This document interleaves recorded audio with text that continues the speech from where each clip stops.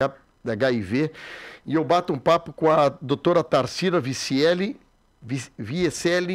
infectologista, que bate um papo comigo neste momento. Doutora Tarsila, muito bom dia, obrigado por atender a Rádio Acústica FM, tudo bem? Bom dia, obrigada pela oportunidade. Pois é, para nós é super importante. A senhora sabe que essa semana mais uma novidade sobre essas doenças que estão no continente africano e que já são milhares de casos, inclusive com mortes. E no Rio Grande do Sul isso está entrando numa rapidez, numa velocidade. E essa semana nós falamos com o pessoal da Serviço da Vigilância Sanitária justamente sobre essa questão de que as pessoas procurem rapidamente os postos de atendimento, postos de saúde, para tentar identificar o que está acontecendo, porque muitas vezes tem esses problemas de pele, né? Quando é aparente, é mais fácil da gente imaginar o que pode ser, né? Mas quando há um problema interno, doutora Tarsila, a gente fica, às vezes o diagnóstico demora. Eu queria que a senhora explicasse para nós que variante é essa do HIV que está sendo colocada no Brasil, hein? Tá certo. Então, em relação à mpox que o senhor falou, né, que causa lesões de pele, é muito importante, então, que todas as pessoas com novas lesões de pele procurem o posto de saúde ou o seu médico para que seja feito o diagnóstico. Não existe tratamento para mpox, porém, é muito importante a gente saber quantos casos nós temos. Sim. E também para evitar transmissão, porque é recomendado um isolamento. Em relação ao HIV, nós temos uma nova variante, que é a variante CRF. Isso é muito comum, tá? Eu acho importante também a gente não alarmar a população como se fosse um novo vírus, muito mais transmissível. A princípio, é muito parecido com os subtipos B e C, que nós já temos, aproximadamente metade do subtipo B e metade do subtipo C no Brasil. Aqui no Rio Grande do Sul, nós temos um predomínio maior do subtipo C do HIV. E essa nova variante, chamada CRF, ela combina características desses dois subtipos B e C. A gente não espera, tá? Não existe nenhuma evidência de que esse vírus da HIV, essa variante nova, tem alguma resistência aos tratamentos atuais, tem alguma resistência às profilaxias atuais, inclusive a PrEP, que é uma medicação que as pessoas podem tomar para prevenir a infecção pelo HIV. A princípio, tudo segue da mesma forma. Sim, a questão toda as vacinas que estão disponíveis no Brasil... algumas delas, e eu queria falar um pouquinho sobre jovens aí, que são entre 12 e 13 anos, tem trazido algum resultado positivo ou nós estamos numa regressão no que diz respeito à prevenção, hein? Bom, em relação à mpox, nós temos, foram compradas muitas vacinas no ano de 2022, quando a gente teve aquele alto número de casos, certo? Não teve uma adesão muito grande da população, então em 2023 não foram compradas novas vacinas, porém essas vacinas, elas eram recomendadas principalmente para pessoas que vivem com HIV, ou pessoas que se expuseram à mpox, por exemplo, um profissional de saúde que daqui a pouco atendeu um paciente sem luva, sem EPI adequado. Então, esse profissional de saúde pode fazer a vacina. Em relação ao HIV, nós não temos vacina. As principais medidas preventivas, então, são o uso de preservativo e a PrEP. A PrEP é uma medicação que a pessoa pode tomar tanto todos os dias ou quando for ter relação sexual, e ela previne mais de 90% dos novos casos de HIV. Como é que é o Porém, nome a gente como é que é o nome desse remédio? A PrEP. Tá? Ele é composto por tenofovir e entricitabina, são duas medicações, uma combinação de duas medicações, tá? Ela está disponível no SUS gratuitamente e o paciente pode tanto tomar todos os dias ou tomar 2 horas antes da relação e até 48 horas depois da relação, e ela previne mais de 90% dos casos de HIV. Isso que o senhor falou é muito importante, a gente vê, entre aspas, um relaxamento das últimas gerações, né? Então a gente teve uma geração ali que viveu os anos 80 e 90, quando o HIV era uma sentença de morte. Nós tivemos vários artistas aí que agonizaram em praça pública. Na época não tínhamos um tratamento adequado. Felizmente a medicina evoluiu muito, né? Hoje uma pessoa que tem HIV, ela faz o tratamento, ela tem uma vida normal. As mulheres podem ter filhos com uma chance ínfima de transmitir o HIV para seus filhos se tomarem os cuidados adequados. Mas aí, ao mesmo tempo, a gente vê que se desvaloriza um pouco as medidas preventivas em relação a essa doença. Eu ia falar bem sobre isso, né? Quando parece que tem uma crise, assim, e principalmente quando afeta pessoas que são conhecidas no Brasil, parece que todo mundo cria porque criam uma vontade de se proteger. E me parece, doutora, que todo esse trabalho que foi feito anos anteriores, ele se dissolveu, porque a geração nova que veio a seguir, ela não veio acompanhada dessa instrução. E eu não sei se isso é uma falha do sistema de saúde, até do próprio sistema de educação da escola, dentro da sala de aula, se isso não teria que ser requentado sempre, toda vez, todo ano que se inicia. Certamente.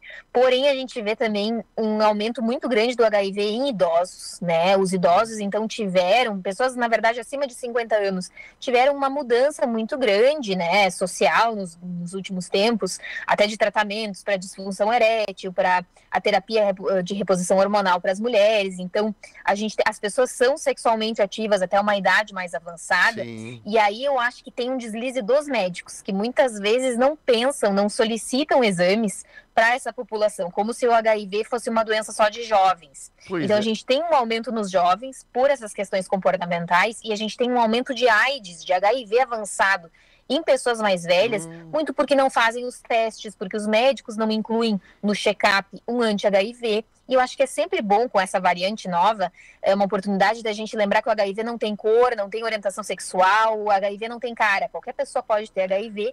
E é importante que a gente se teste, então, regularmente.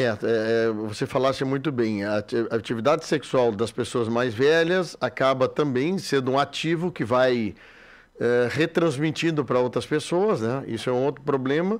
E eu queria lhe perguntar, assim, bem basicamente, quando eu vou fazer um exame de sangue, solicitar um exame, ou o médico me pede para fazer um exame, como eu tenho que solicitar ao médico para o exame do HIV?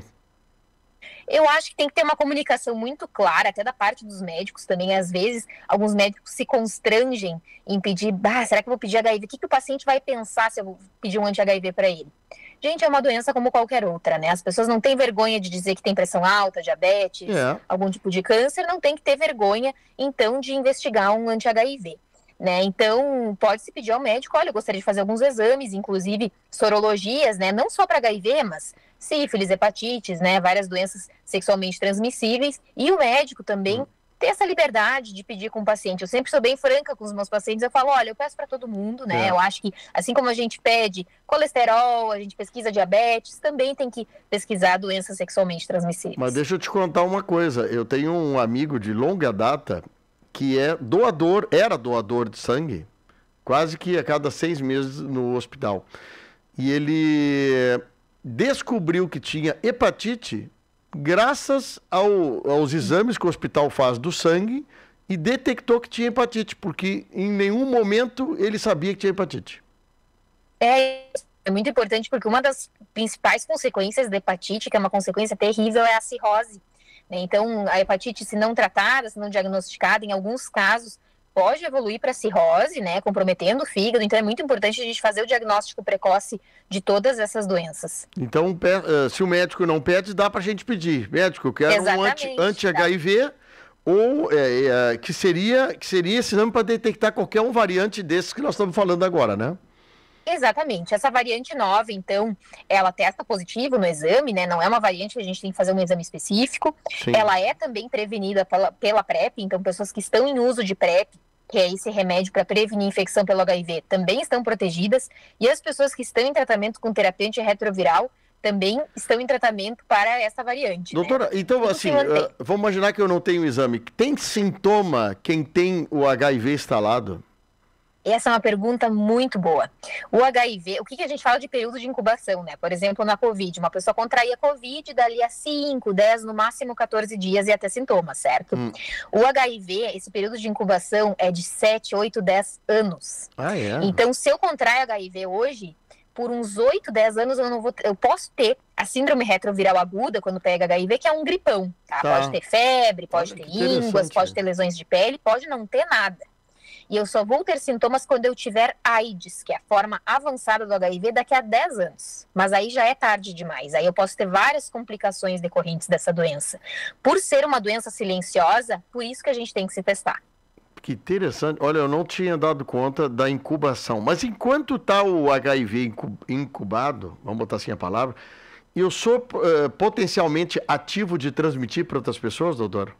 Com certeza, é aí que tu transmite, porque se eu tenho HIV, tá, independente de eu ter sintomas ou não, e eu não estou em tratamento, o HIV ele tá se replicando no meu sangue. E aí eu posso transmitir para outras pessoas. Porém, uma pessoa que tem HIV e se trata e tem carga viral indetectável, o que que é? Com o tratamento, em poucos meses a gente consegue zerar a carga viral do sangue. Essa pessoa pode, inclusive, ter relações sexuais desprotegidas sem risco de transmitir para outra pessoa. Então, a gente tem muitos casais, né, que uma das pessoas do casal tem HIV, a outra não. Se a pessoa tem HIV e se trata adequadamente, não tem risco de transmissão para outra pessoa do casal. Isso é muito importante, né? Por isso que a gente fala que a pessoa que tem HIV tem vida normal, pode ter filhos, só não pode amamentar, né? As mulheres e não pode doar sangue. De resto, tudo certo. Porém, se eu tenho HIV e não sei, e não faço tratamento, aí eu posso transmitir. Geralmente é aí que se transmite. Aí é que é o perigo do negócio. Eu estou conversando aqui com um ouvinte, o Edson está me dizendo aqui, sou doador, a cada 2 meses estou sempre fazendo os exames. Pergunta o seguinte, doutora Tarsila, posso chegar num laboratório e pedir o exame só do HIV? Sem receituário médico? Em geral, tu podes ir a um posto de saúde e pedir para fazer o teste rápido. Tá, que os próprios profissionais de enfermagem podem fazer. Algumas farmácias também fornecem esse teste rápido, né? É feito ali na hora, já tem o resultado na hora. Também é uma opção muito interessante, né? Então faz ali um testezinho na hora, já pode se fazer. Esse teste rápido ele existe para HIV, hepatite C e sífilis, né? E hepatite B. Então já se testa ali para tudo, na hora mesmo. Também é uma opção muito interessante. Mas olha que baita ideia essa aqui, ó. Isso aqui ajuda, hein? Então tem farmácias que têm os kits de teste rápido? Tem farmácias e nos postos de saúde também tem os testes rápidos, já pode fazer ali e já tem o resultado. Inclusive tem várias campanhas de saúde, às vezes a gente vê ali no Parque da Redenção, aqui em Porto Alegre, às vezes algumas campanhas que o pessoal faz teste rápido também, né? Então tem muitas opções para testagem. Olha, muito interessante. Olha que manhã boa que eu iniciei contigo trazendo essas informações aqui. É porque se nós salvar um, já tá bom, viu? Olha aqui, ó, a outra ouvinte nossa que bateu uma foto minha e tua na televisão aqui, que nós temos canal aberto em Camaquã, pela Sul TV, canal 42, e ela diz o seguinte, a Maria Lacerda, seguido eu faço testes rápidos no postinho.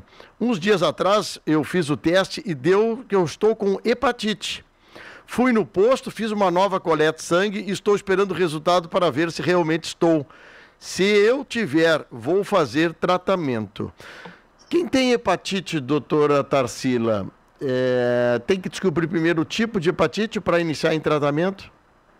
Com certeza. Então, nós temos principalmente no Brasil 3 tipos de hepatite, né? A hepatite A, que geralmente está relacionada a alguma contaminação de água, de alimentos, né? Então, geralmente é algo que a gente ingere.